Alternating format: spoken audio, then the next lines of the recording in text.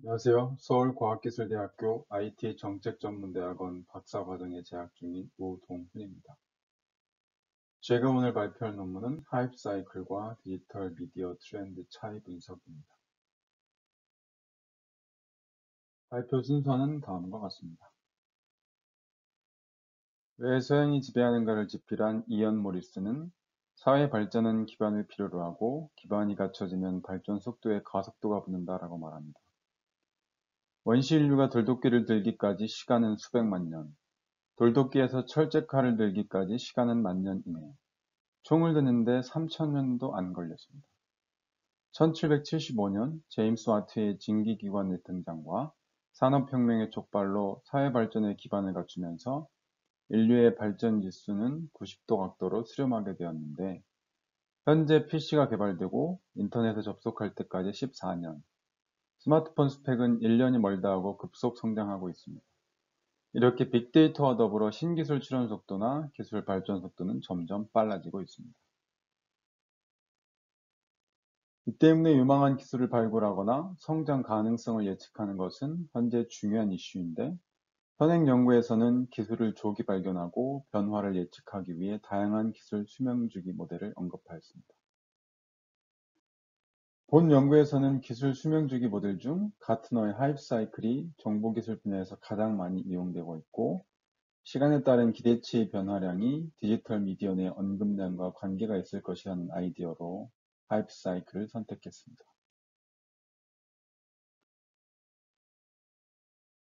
하이프 사이클에 관한 선행 연구 확인 결과, 트렌드에 대한 실증 연구가 부족하고 하이프 사이클에 반응하지 못한 기술이 다수 존재하는 것을 확인하였습니다. 때문에 본 연구에서는 다양한 도메인의 기술과 하이프 사이클의 관계를 알아보고 디지털 미디어 유형별 성향을 정성적으로 확인하려고 합니다. 마지막으로 향후 하이프 사이클 관련 정량 분석을 어떤 방식으로 진행할 것인지에 대한 인사이트를 얻는 것이 본 연구의 목표입니다.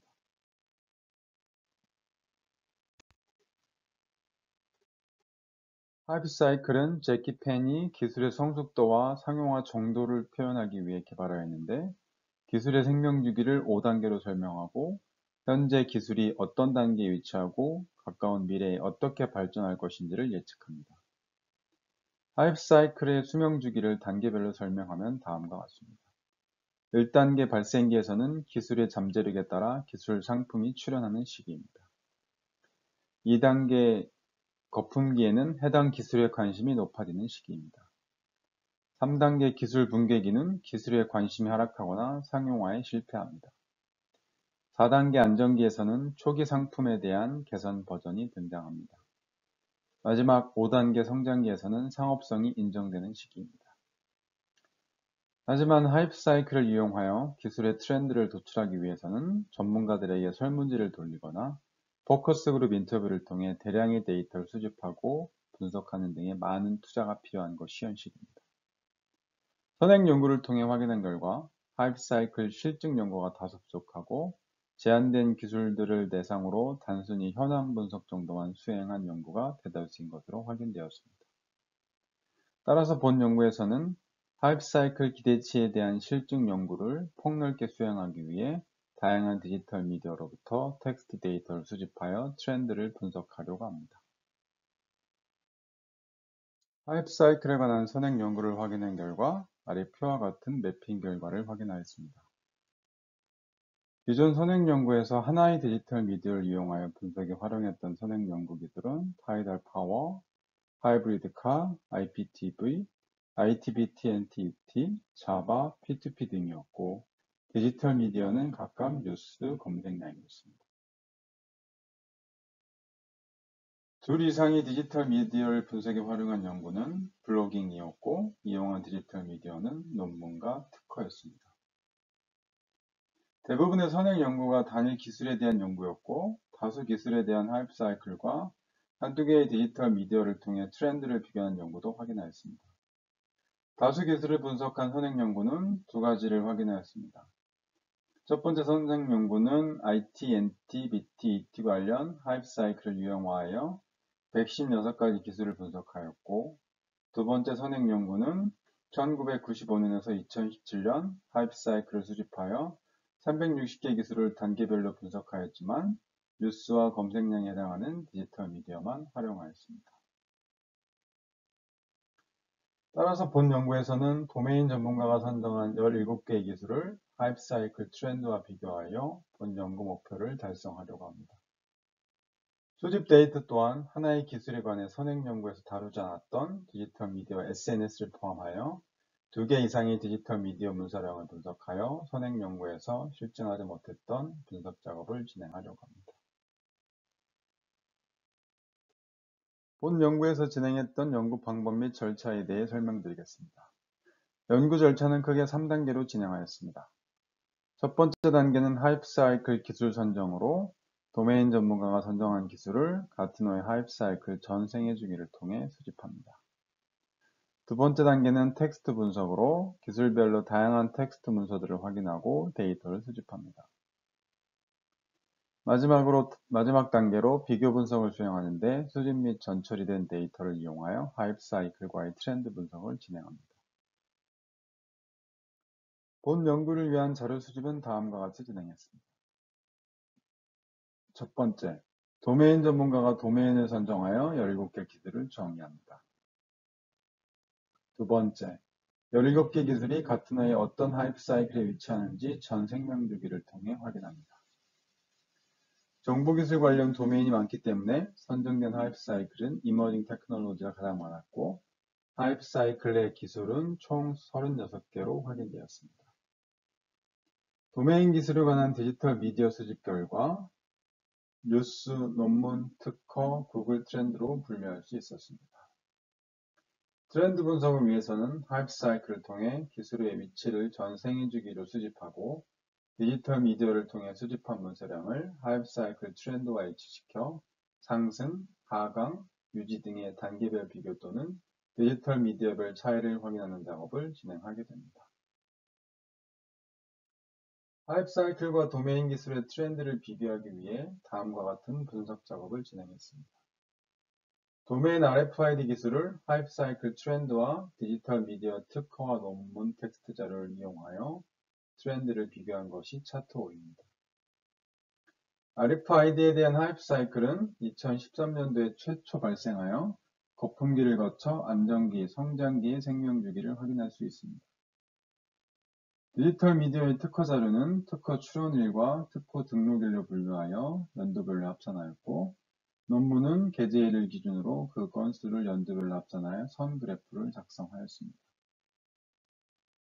트렌드를 해석해보면 우선 하이프 사이클과 가장 유사한 트렌드를 보이는 디지털 미디어는 특허의 출원일 기준의 문서량이라는 것을 눈으로 확인할 수 있고 특허 등록일 기준의 문서량은 몇 년 후 시차를 두고 하이프 사이클과 유사하게 트렌드를 추정하는 것으로 확인되었습니다.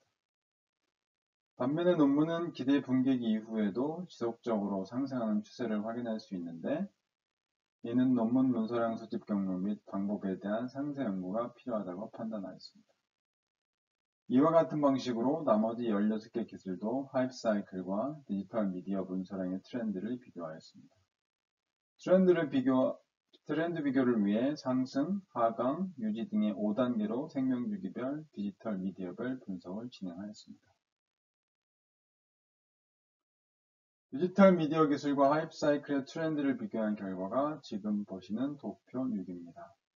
이 결과를 통해 하이프 사이클 단계별로 디지털 미디어의 차이를 확인할 수도 있고 디지털 미디어별 하이프 사이클 전 생애 주기를 동시에 비교할 수도 있습니다.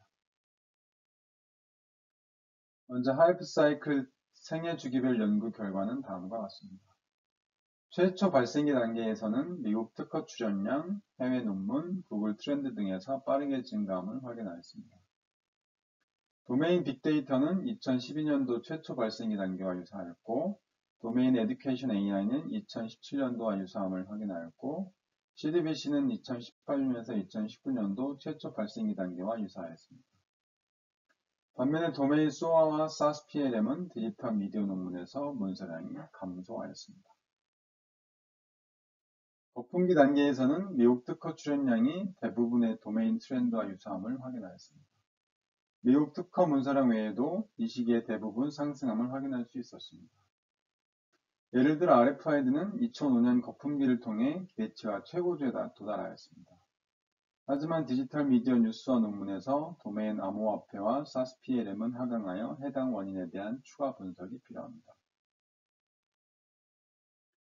이대 붕괴기와 안정기 단계에서는 미국 특허 출원량이 상승 하강이나 하강하기 시작함을 확인하였습니다.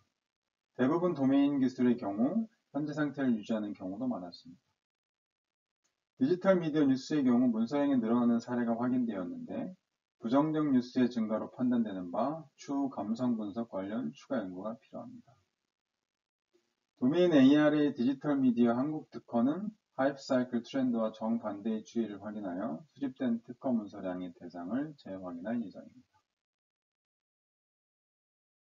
성장기 단계에서는 국내 특허의 경우 기술을 활용한 응용기술 위주로 특허가 출원됨을 확인하였는데 기술 자체의 발전이 아니라 기술의 응용과 관련된 문서량이 증가함을 확인하였습니다. 이에 대한 대표적인 도메인은 SOA이며 응용기술인 마이크로 서비스 관련 특허가 증가함을 확인하였습니다. 이 단계에서는 디지털 미디어 해외 논문의 트렌드가 대부분의 도메인에서 하이프 사이클과 유사함을 확인하였습니다. 이제 디지털 미디어와 하이프 사이클의 트렌드를 비교한 연구 결과입니다. 디지털 미디어 뉴스는 하이프 사이클 트렌드는 감소했지만 뉴스 문서량은 지속적으로 증가함을 확인하여 긍정, 부정의 뉴스 기사에 대해 감성 분석 연구가 필요하다고 판단됩니다. 해외 뉴스의 경우 하이프 사이클 트렌드와 유사했지만 국내 뉴스의 경우 하이프 사이클 트렌드를 사후에 추종하는 결과도 확인하였습니다. 오토노머스 비이클의 경우 하이프 사이클은 2015년의 정점이었고 2016년부터 2020년까지 감소를 보였지만 CNN은 2012년부터 지속적으로 증가함을 확인하였습니다. 블록체인의 경우 하이프 사이클은 2020년의 거품기에서 기대 붕괴기로 반전되었는데 네이버 뉴스는 2018년부터 2020년까지 감소하였습니다. 뉴스는 기사 전체나 헤드라인 혹은 뉴스의 내용에 대한 텍스트 수집의 차이가 존재한다고 판단이 되므로 추후 연구에서는 표준화된 방식을 이용하여 분석의 정확도를 높일 필요가 있습니다. 디지털 미디어 논문의 연구 결과입니다. 논문은 게재일을 기준으로 하이프 사이클의 트렌드와 유사함을 확인하였습니다. 도메인 RFID와 하이퍼 오토메이션, 에듀케이션 AI는 논문 요약에 포함된 키워드를 추출하여 연관성을 확인하였습니다. 다만 해외 논문의 경우 소멸기 이후 안정기, 성장기, 생명주기와 무관하게 트렌드는 지속적으로 상승함을 확인하였습니다. 차이 원인은 논문의 출처나 텍스트 수집 경로, 예를 들어 초록인지, 제목인지, 아니면 논문의 키워드를 추출한 것인지 각 기술별 확인 후 표준화 작업을 진행하여 다시 비교해 볼 여지가 있습니다. 디지털 미디어 특허 연구 결과는 다음과 같습니다. AI 엑셀러레이터, 빅데이터, RFID, 버추얼 월드 기술은 특허 출원을 기준으로 하이프 사이클과 유사함을 확인하였습니다. AR 기술은 국내 특허가 하이프 사이클과 유사함을 확인하였습니다. 전반적인 특허 트렌드는 하이프 사이클 트렌드와 비교했을 때 소멸기 이후 안정기와 성장기 단계에서 차이를 보였는데 도메인 소아와 유사한 경우인지 추가 연구가 필요합니다. 디지털 미디어의 마지막 유형인 구글 트렌드입니다. 해당 문서량은 대부분의 도메인 영역과 하이프 사이클의 트렌드가 유사함을 확인하였습니다. 빅데이터는 하이프 사이클과 유사함을 확인하였고 블록체인, 프라이빗 클라우드 컴퓨팅은 키워드 중심으로 모든 카테고리 문서량을 수집하였는데 역시 유사했습니다.